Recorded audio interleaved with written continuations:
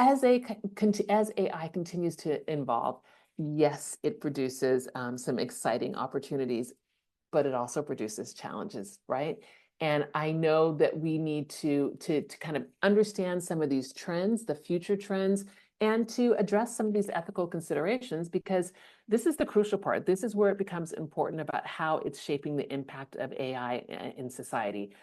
Personally, I feel that this is one of the ways that we kind of got things wrong with internet, is that we just kind of, as they said, make things, what did it say? Make it fast, break things, make it fast. Oh, I can't even remember what Facebook used to say. But their whole thing was go fast and we can fix it later. We can't do that with AI. We really need to address the ethical considerations and the moral implications of some of the things that we're doing. We need to have policies in place. We need to just have a lot of critical thinking. And underneath that is just this understanding of where we are, which is what we're all doing here. So just to mention really quickly some, I'm just checking the time, some emerging trends and technologies. So natural language processing, this is already happening, right? Where we've got advancements in NLP is what it's called. And it just enables the machines to understand and just kind of interact. And it just, it sounds just like you would see on television with a robot and everybody just talking to you. AI-powered automation, right? So we see that it's transforming industries and it is reducing human error. I am always of the opinion, again, trying to be optimistic, that we're going to reduce human error, but we are also going to continue to increase jobs that we need humans to do. One other thought too is having AI in Internet of Things. So this whole idea of Internet of Things, this is the idea that we are enhancing intelligence. We're, again, all this data-driven decisions. This is just the basics of it. These are the future trends. And there are a lot of ethical considerations. There are a lot of things that we need to be thinking about. So, for example, as you can see, I am an African American. I have a Russian last name. I have lived in France for a very long time. Can you imagine if AI is training on my data set? What kind of biases might it show up? Might show up because of Russia, France, being Black, being a woman, being older. We have to understand what the data is who is training the data, who is providing this sort of information.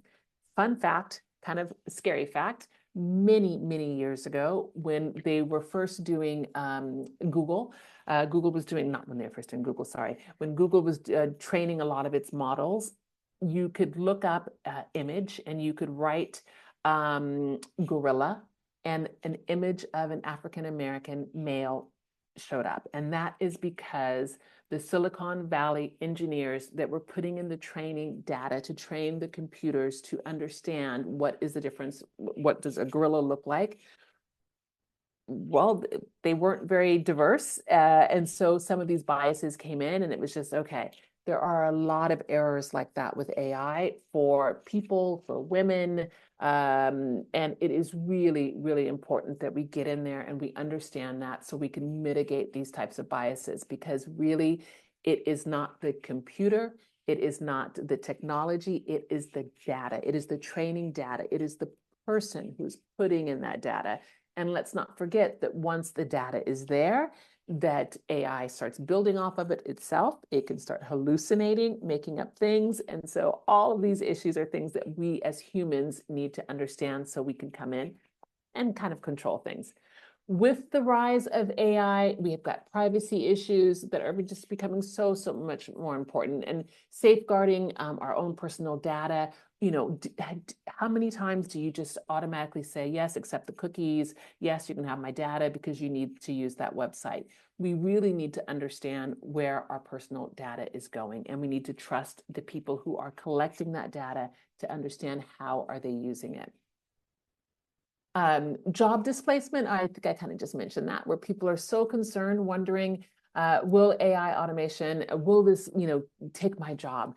Yeah, it can in some instances, but as someone once said, that if AI can do exactly what you're doing, then you need to, get more creative. You can do more things because we are humans. So I don't want to simplify it, but I really think that there's place for us, and we just have to find it, and we have to brainstorm and talk with each other.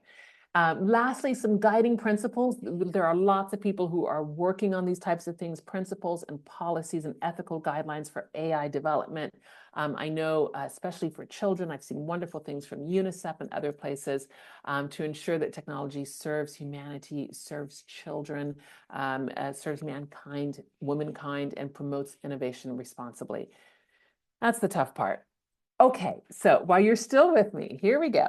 I would love to see in the chat, based on everything that I've told you now, you're going to let me know, is this AI or is it not AI, right? So here we go.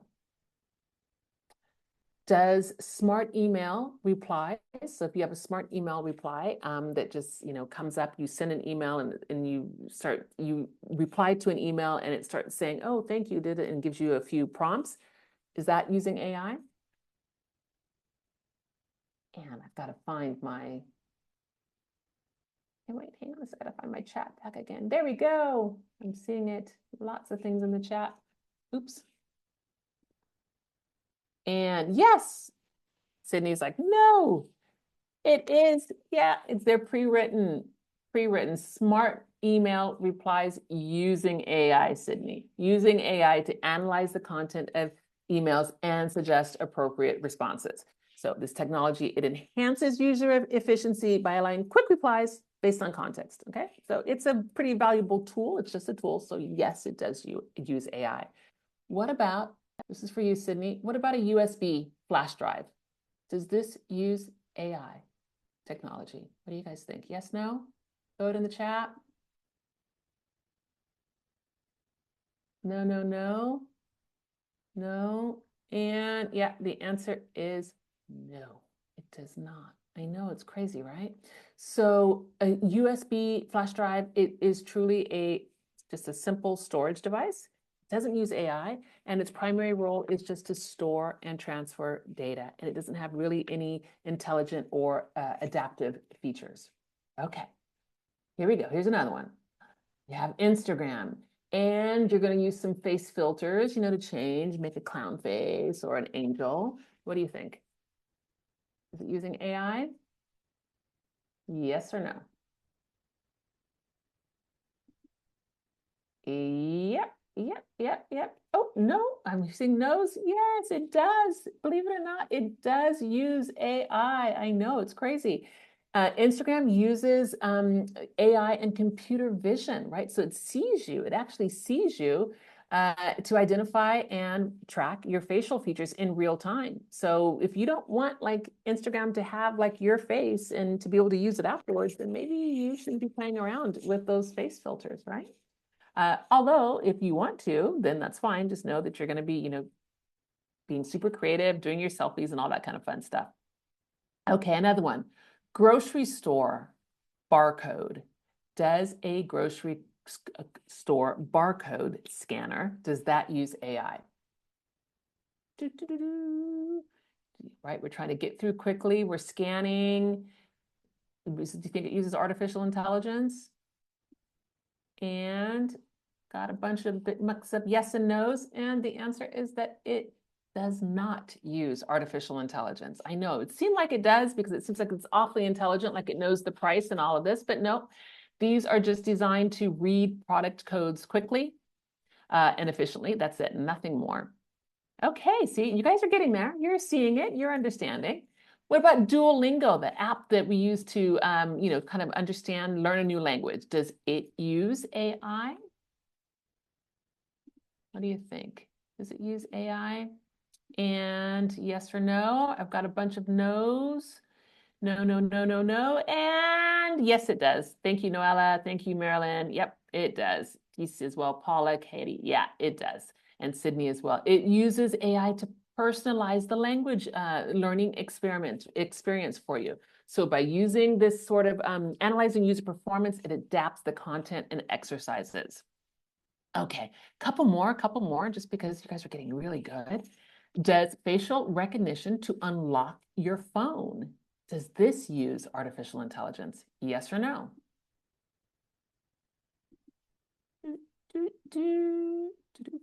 I'm seeing, yes, yes, not sure. I like that, Stacy. I agree with you. It's kind of a tricky one. It's like, does it? Actually, it does. Facial recognition technology used to unlock your phone, it relies on AI algorithms to analyze and compare your facial features. So this technology, it could also enhance security, and it provides a convenient method, access method for some users. Okay, got another code, got another scanner. Here you go. Does a QR code scanner use AI? You know, QR codes, right? So this is different than the grocery store, but what do you think? Yes or no? Could this be a trick question? Could this be a trick question? This is a trick question. Yeah, it does not involve artificial intelligence. I know. I'm sorry. I had to do it. Let's go. This one you've heard me say a bunch of times, so you should all get this one correct. Do Netflix recommendations use AI? Talking about analyzing user preferences, viewing histories, giving personal suggestions. What do you think? Whoop, whoop, whoop. Thank you. Yes, everyone. I love it. I love it. I love it. I love it. What about a basic calculator? We're using AI now with their calculators? No. Nailed it, Maureen. Nailed it, Stacy. Yeah, there is really no AI there. Functions are pretty straightforward, and it's just manual calculations. Okay, here's another one that I've mentioned a lot, so I know that you know the answer. AI? Yes or no?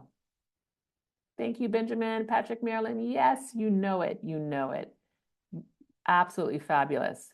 Okay, Google Maps, traffic updates. We're trying to figure out where we're going. It's predicting traffic patterns. It's providing real-time updates to users.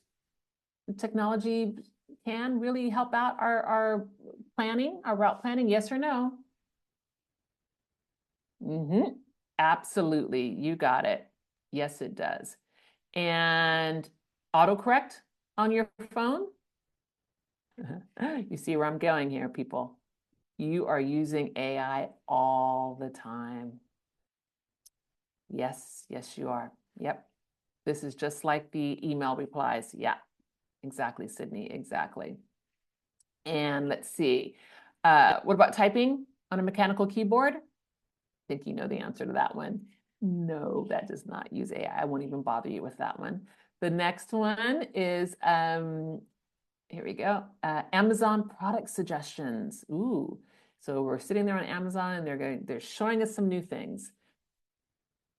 Yes or no? Absolutely, yeah. So it's analyzing user behavior. Okay, so you guys are getting it. You see the different types of uses, and I'm not asking you if it's narrow or general. I'm not going to do that, but still, you're catching it. Last one, online CAPTCHA test. You know, the ones that they're trying to make sure that you're a real person. So you're trying to decide if you are not an automated tool, AI, or no AI. Not sure, Paula. Yeah, it's a tricky one, and it doesn't have AI in there. It's just, focusing on website security. Oh, you guys were awesome. I am going to stop playing around with you. I'm going to show you one more slide, and I'm going to let you ask a few questions in the few minutes that are left. But really, just to know that yes, it is continuously evolving. It's influencing, just everything. We have profound implications for our society. This is exciting stuff. And we really have to get this responsible use part. This is the reason why I'm here, trying to help you out, just to demystify this, and so we can just talk about it, because we really can harness the potential, and we can do this responsibly and ethically. I 100% believe this, and I think that it's having discussions like this where we're all together, that we're navigating the challenges, that we can absolutely do it.